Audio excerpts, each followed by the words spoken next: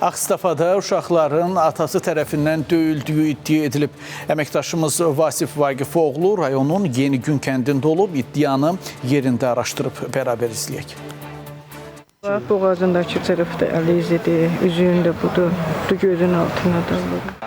Uşaqların anası Günel Bayramova iddia edir ki, həyat yoldaşı kənd sakini 42 yaşlı Oruc Əliyev aralarındakı mübahisələrə görə uşaqlara qarşı zorakılıq göstərib. Sonuncu mübahisədən sonra Günel Bayramova ata evinə gedib. Oruc Əliyev evdə olmadığı vaxtda o uşaqlarına baş çəkmək üçün onların yanına gəlib. Bundan xəbər tutan ata uşaqları anaları ilə görüşdüyünə görə onları döyüb. İçki içir, uşaqlara işgəncə verir, mən döyür. Ona görə də evdən mən qoyladı, mən də canımı qutardım, evdən çıxdım. Hər dəfə belədir, mən döyür, gətirir qavrsanlığın yanına qoyur, çıxır, gedir. İçi özünü bilmir, hərəkətini bilmir.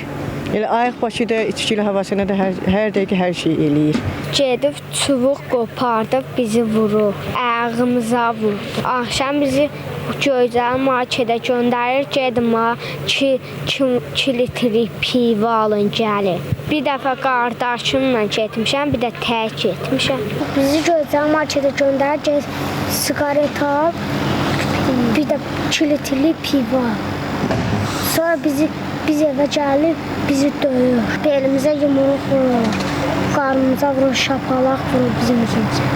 Məsələ ilə bağlı Ağstafa rayon İcra Hakimiyyətinin başçısı yanında Qəyyumluq və Himayəçilik Komissiyası tərəfindən evə baxış keçirilib, uşaqlar və anası dindirilib. Məlum olub ki, uşaqlar 24 saatdır atası tərəfindən ac saxlanılıb. Müvəqqəti olaraq ailə rayon mərkəzi xəstəxanasına yerləşdirilib. Onlar müayinə olunublar. Ağstafa rayon xəstəxanasından isə bildirilib ki, müayinə zamanı azyaşlılarda ciddi xəsarət aşkar edilməyib. Oruc Əliyev isə polis əməkdaşları tərəfindən saxlanılıb.